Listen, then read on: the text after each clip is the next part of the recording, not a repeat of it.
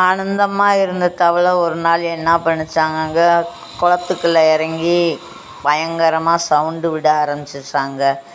அப்போ இந்த சவுண்டை தாங்க முடியாத சீதை நல்லா தூங்கியிருந்தாங்களாங்க. தூங்கிருக்கையில் பார்த்திங்கன்னா ராமர் எழுந்திரிச்சதுமேவும் இது பயங்கரமான சவுண்டாக இருக்கே, இந்த சவுண்டு பொல்லாததே அப்படின்னு நினச்சி வில்லை அம்பை விட்டு எரிஞ்சிடறாங்க. எறும்பையில் அந்த தவளை மேலே விழுந்துடுது. அந்த தவளை சொல்லிச்சான், ராமா, உனக்காண்டு தான் நான் குரல் கொடுத்தேன், நீயே என்னை வில்லை விட்டு இந்த மாதிரி ஏய்ந்துட்டியே அப்படின்னு சொல்கிறபோது, என் தேவி உறங்குகிறாள், உறங்கும்போது நீ கத்துகிறாய், நீ கத்தும் பொழுது என் தேவி விழுத்து கொள்கிறாள் அப்படின்னு சொன்னார் ராமர்.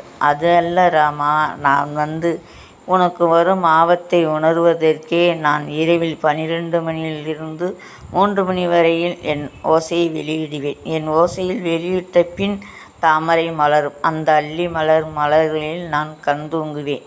நான் தூங்கும் எழுந்து அந்த மலர்களை பறித்து உன் பாதத்தில் வைத்து உன்னை அர்ச்சனை ஆதாரணை பண்ணுவார்கள். என்னையே தவளைதான் என்று கொன்று விடுவார்கள். ராமா, உனக்கு புரிந்ததா இப்பயாவது? நீ செல்ல போகும் வழியெல்லாம் கிணறு, ஆறு எதுவென்று உனக்கு புரியாது. என் குரல் கேட்டால், என் ஓசை கேட்டால் அங்கு குளம், கிணறு இருக்கின்றது அர்த்தம். இப்பயாவது புரிந்து கொள் ராமா என்று சொல்லி மறைந்தது. நன்றி, வணக்கம்.